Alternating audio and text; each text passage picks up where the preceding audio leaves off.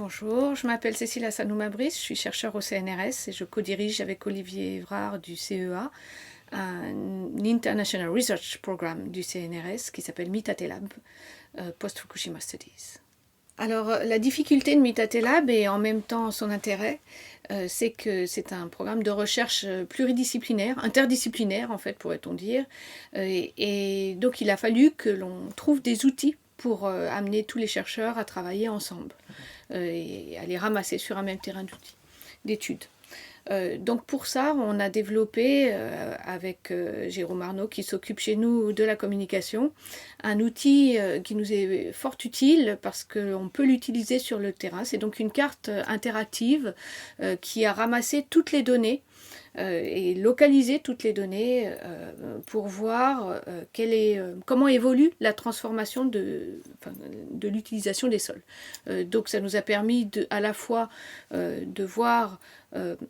et très précisément comment la zone évacuée pouvait se rétrécir au fur et à mesure du temps, et puis voir par exemple quels étaient les terrains qui avaient de nouveau été remis en culture, ceux qui avaient cessé de l'être, la localisation des panneaux solaires, ou encore la localisation des sacs de terre contaminés qui restent encore nombreux dans le territoire.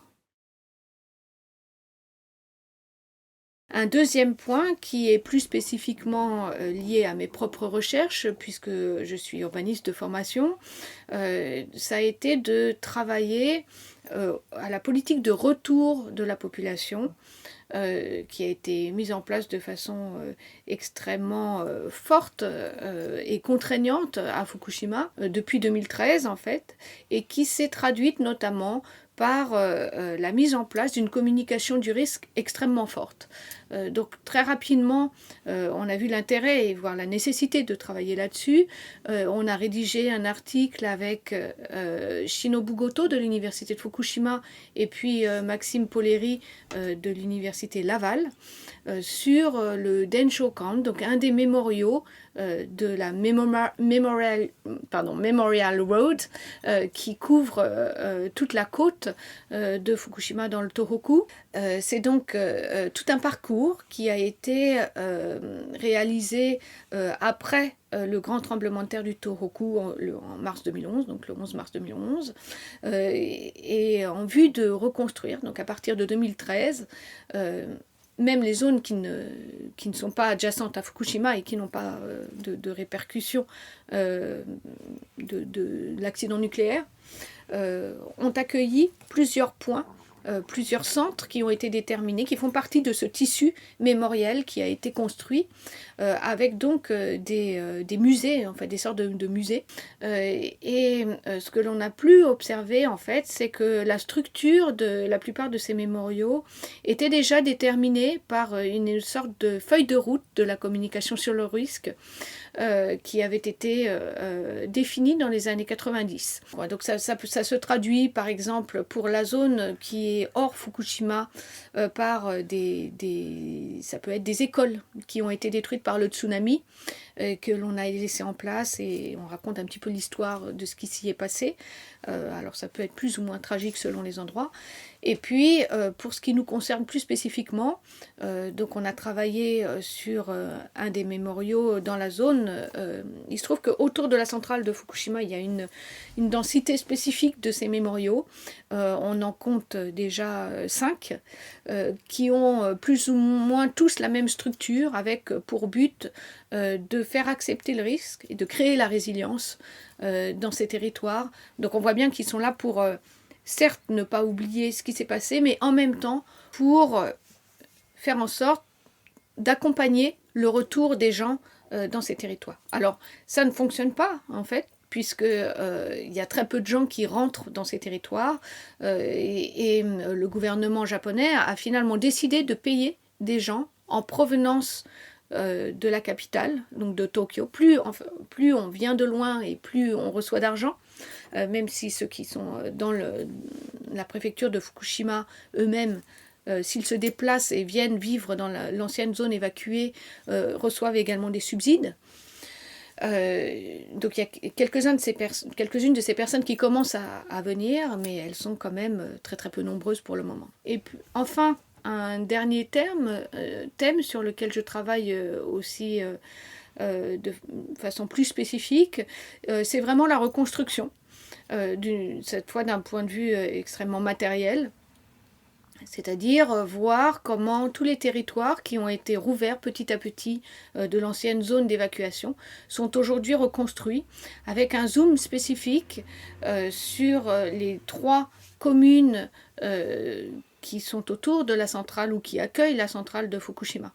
Alors nous avons rédigé là un article sur une autre commune qui est plus éloignée parce qu'elle est assez spécifique, étant donné que c'était un éco-village une commune qui s'appelle Iitate, qui est à 70 km au nord-ouest de la centrale de Fukushima. C'est un article que nous avons rédigé avec Olivier Évrard du CEA et puis Thomas Chalot, qui appartient aussi au CEA, mais qui est en ce moment accueilli par l'université de Kyoto, préfectorale de Kyoto, qui travaille avec nous au sein de l'IRP. Nous avons étudié là l'évolution d'Iitate depuis 2011 jusqu'à nos jours pour voir à la fois d'un point de vue environnemental mais aussi d'un point de vue urbanistique et social quelle est l'évolution de la commune, qui est une commune de montagne et vraiment de campagne, alors que les 3 autres communes, bien qu'elles soient très vastes, ont des situations extrêmement variées selon si l'on se situe en montagne ou en bord de côte. Je travaille plus spécifiquement là-dessus et le gouvernement japonais a décidé de faire un zoom sur l'une des communes qui s'appelle Namie, qui est au nord-ouest de la centrale nucléaire, qui elle couvre à la fois des zones de montagne, à la fois des zones urbaines, qui est aujourd'hui en cours de reconstruction selon une planification qui a été confiée à un architecte célèbre puisqu'il s'agit de Kengo Kuma et qui n'est pas sans interroger, notamment parce qu'il a remplacé beaucoup de ce qui était un tissu de maisons individuelles par du logement collectif et puis parce qu'il prévoit d'y implanter une vaste zone commerciale comme ça a déjà commencé à être fait dans un autre endroit de Namie. Et cette zone commerciale, parce qu'elle est justement construite par un grand architecte, propose des loyers assez élevés. Et donc la crainte que l'on peut avoir, c'est que les petits commerçants qui commençaient à se réimplanter dans la zone ne pourraient pas payer les loyers et que ce seront donc des chaînes qui vont s'implanter dans cette commune. Donc situation à suivre. D'autres situations comme celles que l'on trouve à Okuma sont aussi distinctes et intéressantes. C'est notamment la construction d'une ville nouvelle à Okuma qui a été construite de zéro en détruisant des forêts préexistantes et en artificialisant totalement les sols. Et ça, c'est une question, enfin un problème qui est fondamental et sur lequel je souhaite revenir, que j'avais déjà commencé à aborder dans un ouvrage sur la question qui a été publié pour les 10 ans de Fukushima, qui s'appelle donc Fukushima 10 ans après, sociologie d'un désastre, où je montre déjà comment toute cette reconstruction s'appuie sur une artificialisation des sols et donc sur en fait une extraction de l'être à la nature, alors que l'on parle au contraire d'une nécessité d'un retour à la nature. Et il y a là véritablement un paradoxe qui existe dans nos sociétés où on prend en fait des désastres pour les transformer systématiquement en opportunités de marché. Ici, ça va être la reconstruction et ça s'observe, ça a des conséquences concrètes. D'une part, dans ce que je décrivais tout à l'heure, à savoir la création d'une société un peu, ce que j'ai l'habitude d'appeler une société offshore, c'est-à-dire qui est complètement déconnectée de son environnement. Et puis, par ailleurs, parce qu'elle s'appuie sur des choses qui sont extrêmement, qui ne sont pas véritablement stables. Par exemple, pour Namillé, on a coutume de dire aujourd'hui que la population est en train de croître considérablement. Or, les 3/4 de la population de Namillé actuellement est constituée par les ouvriers de la reconstruction et de leurs familles, et non pas par un retour des populations qui étaient là auparavant. Il y a aussi le cas de Ftaba, où c'est une expérimentation qui est faite plutôt, puisqu'il n'y a que quelques dizaines de personnes qui sont rentrées, avec une reconstruction partielle autour de la gare, mais simultanément subsiste toute une partie de la ville qui reste totalement détruite.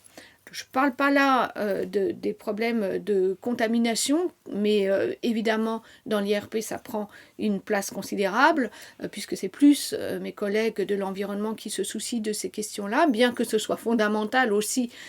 pour ces questions de reconstruction, puisque dans des villes comme Okuma, on observe, alors pas dans la ville nouvelle qui est artificialisée, et donc les taux de contamination restent assez faibles, mais par contre, sur toute la partie qui est en bord de côte, des taux qui sont encore très élevés par endroits. Même chose pour Namillé, selon les endroits, le taux de radioactivité peut passer de 0,2 microsieverts par heure à plus de 12 microsieverts par heure.